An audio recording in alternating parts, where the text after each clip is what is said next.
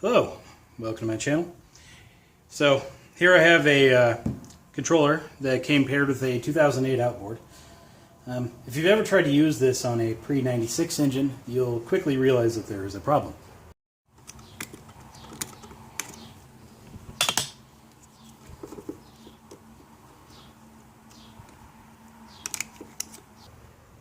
So today I'll be kind of showing you how to make this work on your older engine.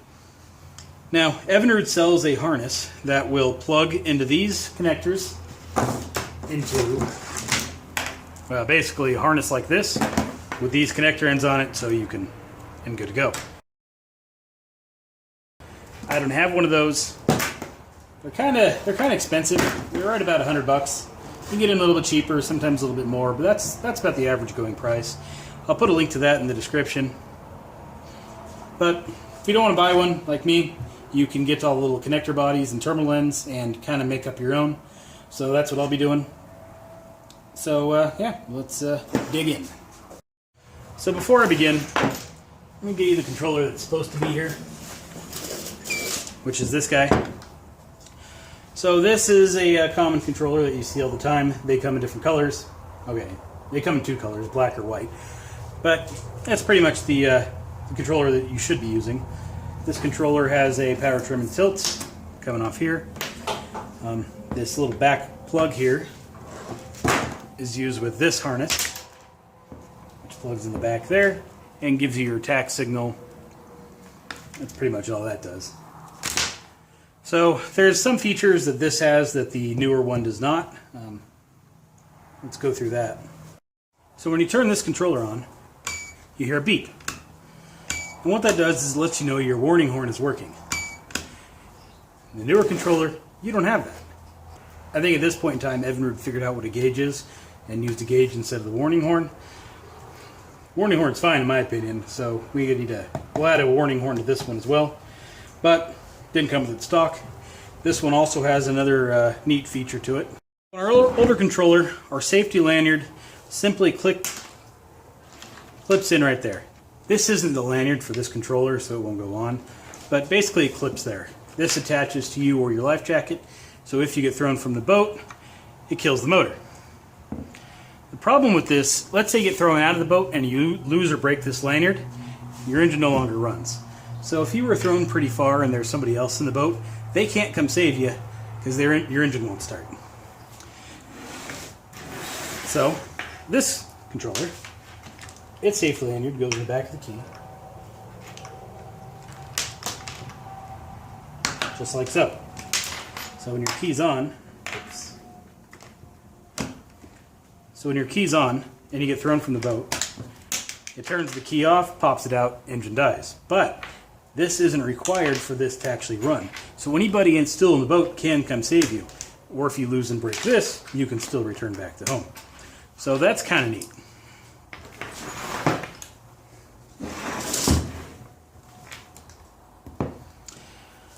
Now, I think one big drawback to these types of controllers is the power trim and tilt switch. This one miraculously still works. Don't know why, but it does. So let's say it didn't and you needed to replace this. It's not going to happen. These were discontinued, I believe, in '96. So at best, you're going to find one of these that's over 20 years old. Kind of hard to do. And I don't think you can buy just the switch. I think you need to buy the entire handle. I could be wrong on that one. Probably am. But either way, you can't buy a new switch. They just don't make them anymore. And any used one you find is going to be 20 years old. So that's kind of unfortunate. But you can buy it for one of these. This is a nice, good working switch. No issues. Works great. Some of the advantages too. A lot of the inner rollers and parts of this controller aren't available anymore. Well, they are available in the newer controller. So you can still repair this one.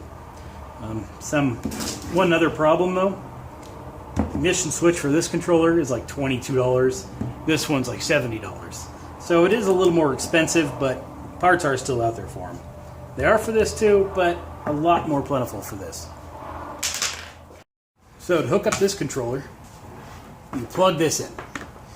After that's plugged in, you then hook up the other ends, control cables, your shift and throttle linkage to your motor, and you're done. Pretty simple. This controller uses the same type of cables, so there's no concern there, but our wiring is obviously different. So what you can do is pick yourself up a new harness. Now this one isn't used, this one came off eBay. It has some weird end on it, probably not desirable to anybody. I think on boats that came with a concealed side mount controller, so not one of these, but something where all the key switches and gauges were built into the dashboard, you would have something like this. Now, unless you're working on that boat, you may not have the correct end, so one of these isn't really going to be worth much. But to somebody like me who wants to convert this to work with this, worth every penny. So we have two plugs coming off the back of our controller. One is a little 6-prong and one is a little 3-prong. The 3-prong is our power trim and tilt switch. The 6 is our ignition switch. So if your engine doesn't have power trim and tilt, you don't need to worry about this end, you only need to worry about this. If you do have power trim and tilt, or need it, you're going to need to get another harness. That's this one. This is the power trim and tilt harness. It's got 5 wires inside. 3 of them are for the power trim and tilt switch. 2 are for the gauge sender to tell you where your engine's sitting. That's pretty basic though. But anyway, so we got our 2 harnesses. We got our red one. Now we're just going to need our connector bodies. So I also plan on adding a horn or a warning horn to this. For that, I have this little box. It contains our little horn, or overheat alarm, if you will. That's basically what it'll do. The engine overheats, this grounds out and starts buzzing. I think it's a good idea to add that, just so it goes off before your engine blows up. It's a nice little piece to have. I have here the 3 connector bodies for our ignition switch, our power trim and tilt switch, and our horn, along with terminals to go with it. I also have open barrel butt splices, along with 2 sections of black and purple wire. This is a piece of heat shrink tubing. I have wire strippers, wire crimpers, wire cutters, and a heat gun with a deflector shield to use with heat shrink tubing. The first thing we should probably do is cut the end off of our harness that we're going to be using.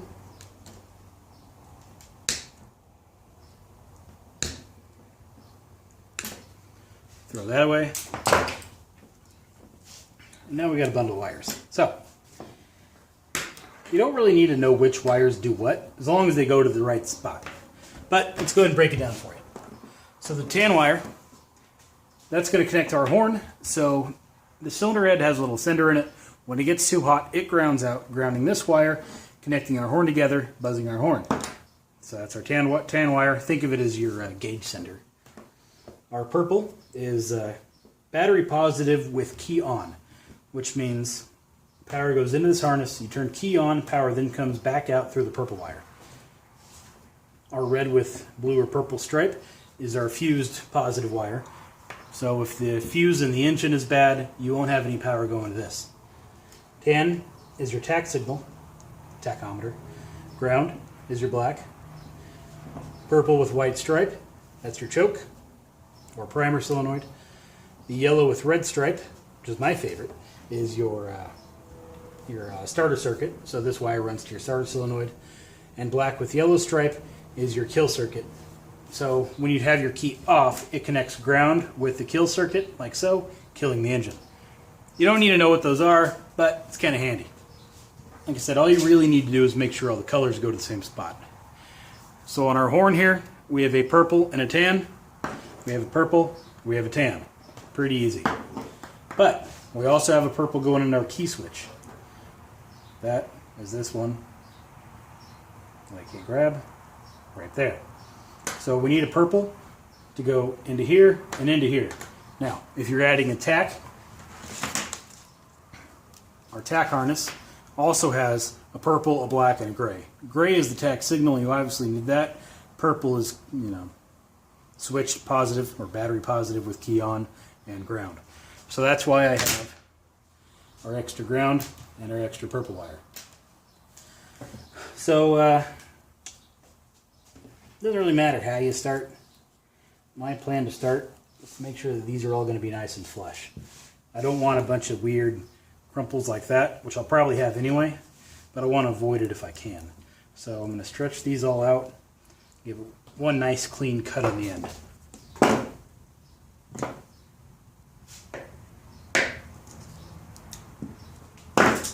Just like so.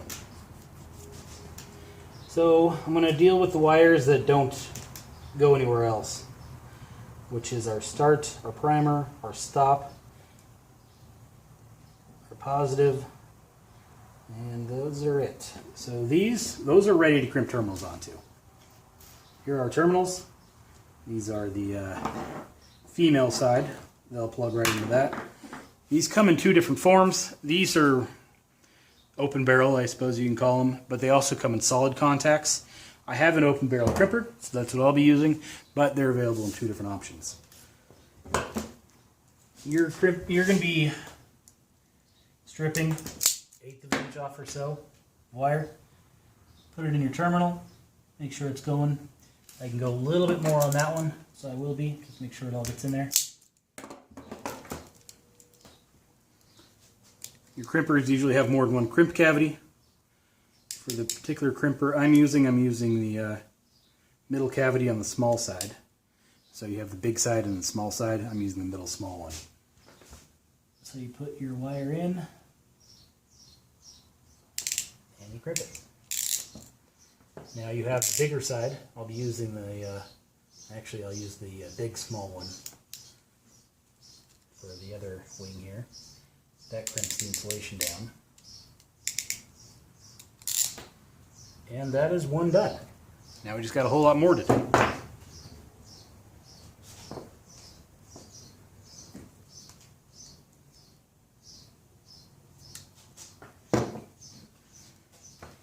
So, pretty simple. I'm going to strip all the ends off the other ones and crimp all the terminals onto them. Same process.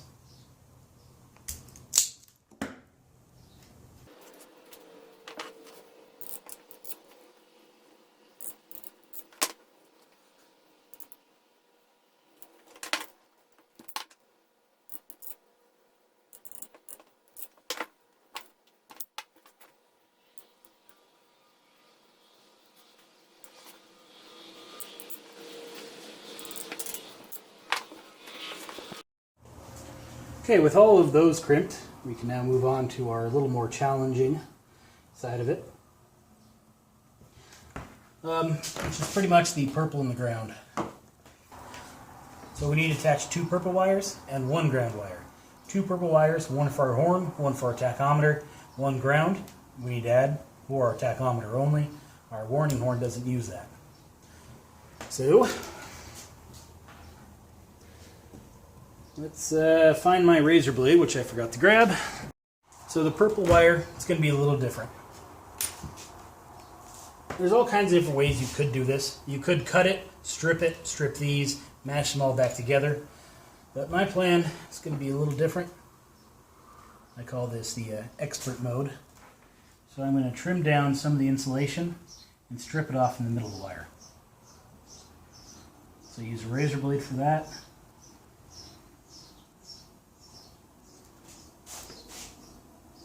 So what I did there was put the razor blade on the wire and rolled the wire back and forth a little bit.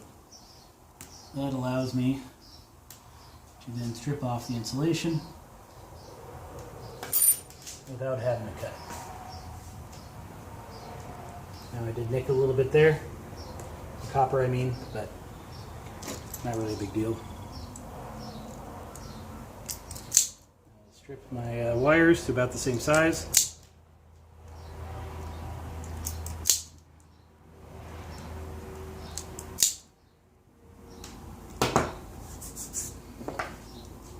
Use my crimp cavity here. I'll use the bigger one on the small side probably. Looks like a good fit.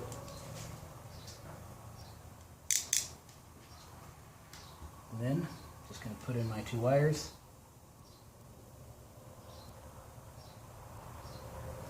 So actually what I'll do is I'll have one coming out backwards since the horn's going to run up and behind. That's a better idea right there. Look at that.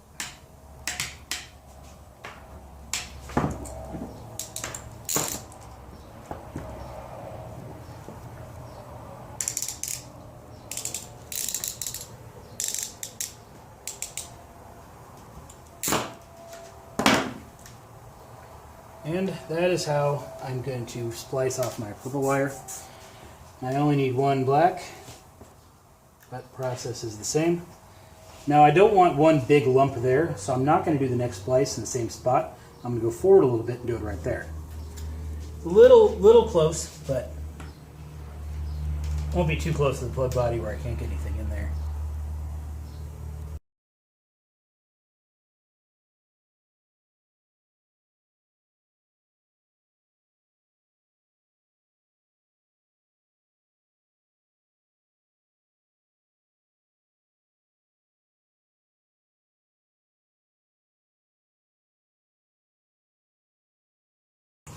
Now I'll go ahead and crimp on the ends of my other two wires that I need here.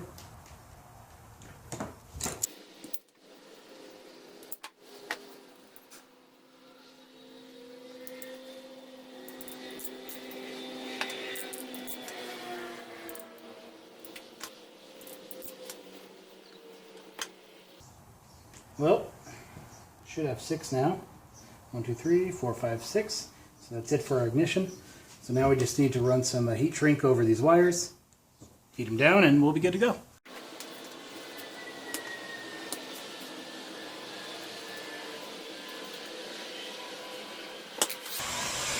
So I've just used my heat gun here. I'm going to heat up the shrink tubing.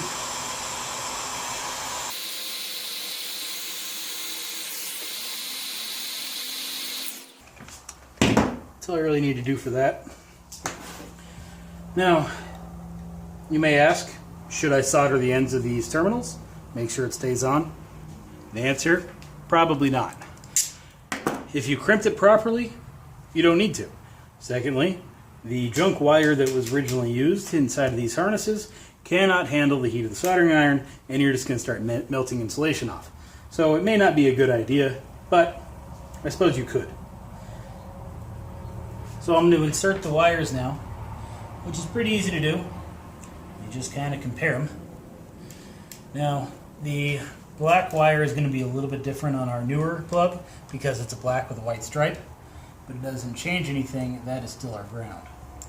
So all we do is we push it in through the back, and it clips and kind of finds its own little home there.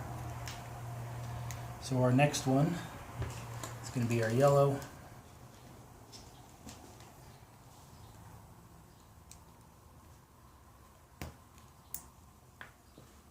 Followed by our black with yellow stripe.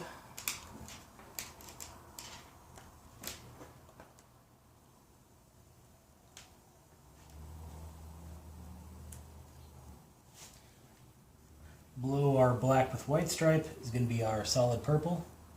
Yep.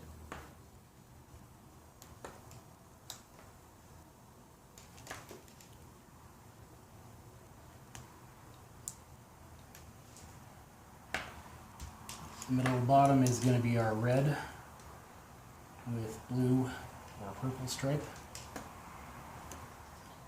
which uses a thicker gauge wire, so it didn't quite want to go in as easily as the rest, but it's in now.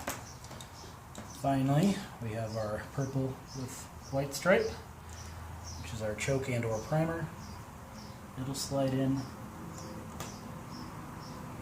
It's giving me a little bit of trouble. Looks like my terminal's a little bent.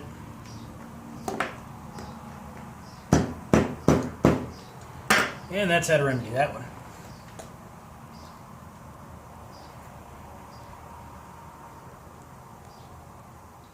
Alright, purple is in. And that's what the end of our plug looks like. So then we have this little secondary lock. That'll slide in. Oops. My seal fell off. Put our seal back on.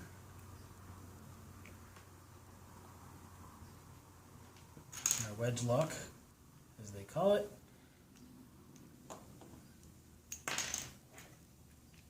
Goes into the center. pushes down like so, holds it all together. So now we plug it in. Perfect. Look at that. And it unplugs. So, the engine will technically start at that point, but we still have all of the stuff that we're adding onto it we need to wire up. Mainly our horn here. So, probably use the wires coming out. Well, it doesn't really make a difference how this goes, honestly.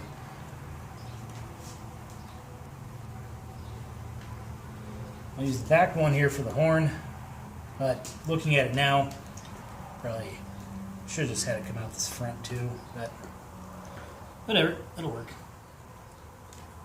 So I'll trim these to length, just like I did the rest.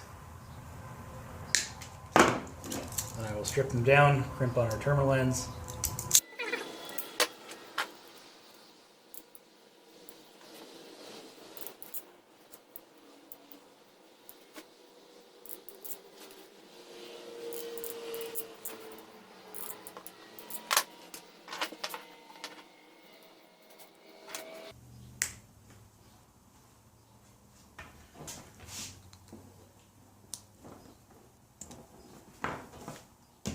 So our horn plugs in, works okay.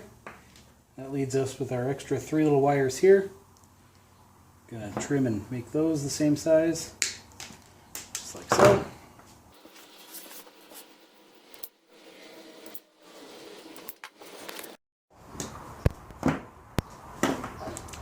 Now I'll crimp the ends onto our tack wires.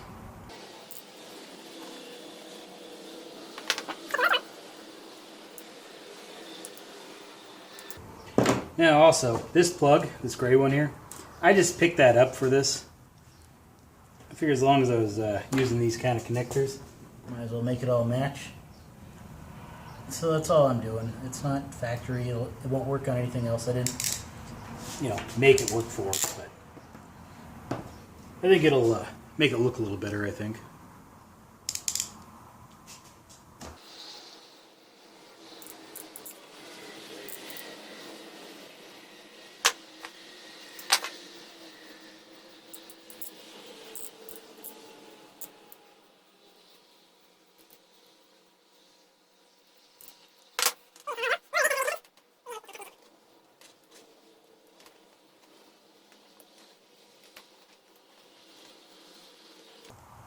Well, that's all it is to that one. And that, again, that'll be for my tack plug when the time comes. So that's pretty much it as far as the engine side goes. We'll plug it into here.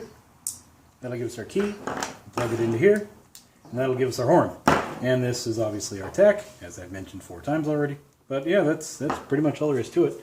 So we'll hook it up later and make sure it works. But we also have our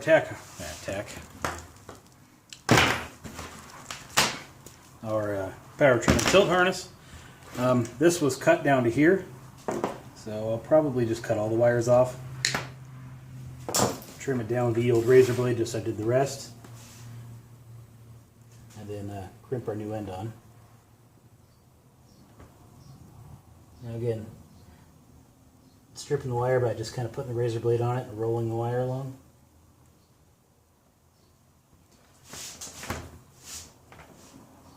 Just kind of slice the insulation. Don't want to go too deep because you don't want to cut the wires.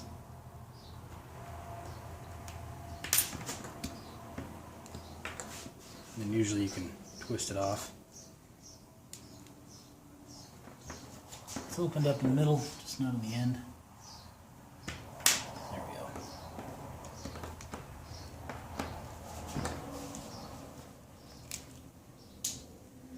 Not much room there. I'll go a little bit more.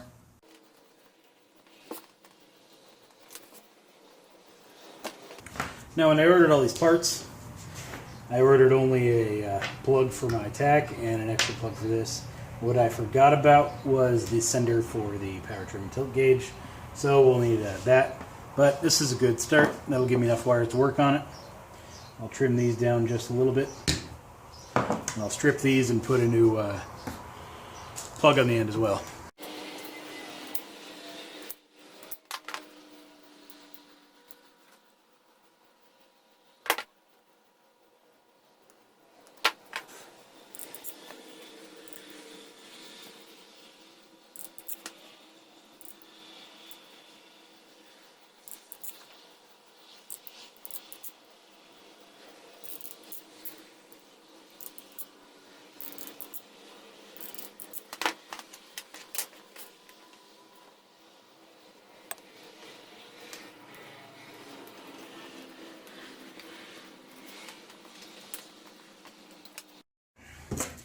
Power trim and tilt harness is done.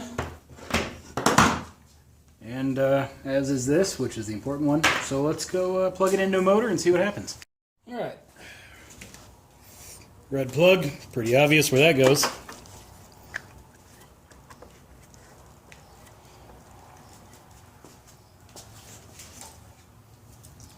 Power trim and tilt. Plug that in down here. Probably should have done that one first. What we didn't do. Alright, now I'll plug the other end into the controllers. These zip ties off. Give me a little more room to work with. Alright.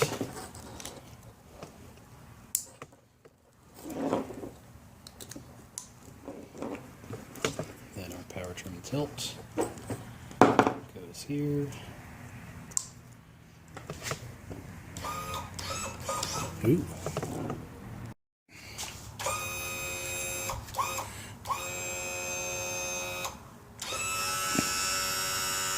No issues there.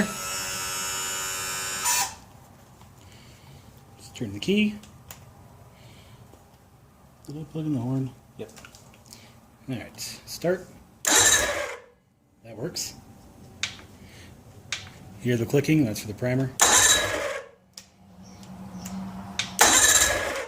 So, as far as I can tell, it's working. Now we got to do a horn test.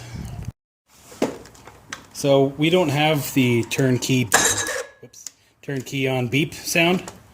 So we don't really have a warning horn. It's good to put this. That's good. Sorry for rocking the camera. Anyway, so that's a little unfortunate, but we can still kind of test it out. We need to ground our tan wire here, because when this overheats, all it does is ground itself to the block, and it sends a ground signal through the tack. Then sends a ground signal through our tan wire there. So this is our solenoid ground, so that's a good place. So, hear that loud beep? If our engine were overheat, that's what we'd hear. Now, that's my first time hearing one of those new horns. I really think that is loud and good. That sounds good. That is a good, you better turn your engine off sound. You know what I mean? Like, there ain't no, wait, was that a beep? That's one loud, clear beep. Tack, I need to add something there. But anyway, it works fine. Well, that is the end of my video. Hope you enjoyed it and found it helpful, or at least guided you to tell you which direction you want to take. So, most importantly to most people who are going to do things themselves, they want to know about costs. You're looking at $30 for all the connector ends, $20-something for the horn, $20 is what I paid for this harness, and then $20 additional for this. So if you needed to buy everything, you're going to have $90 in parts in here, or you can just buy the Lanyard harness that does this for you for about the same price. So, yeah, if you have this stuff already, well, then you're kind of ahead of the game. Especially if you already have a little buzzer horn, or don't want to use one, then you're looking at about $30 for the connectors, and that's pretty doable. Key thing, though, too, is I already had the crimpers.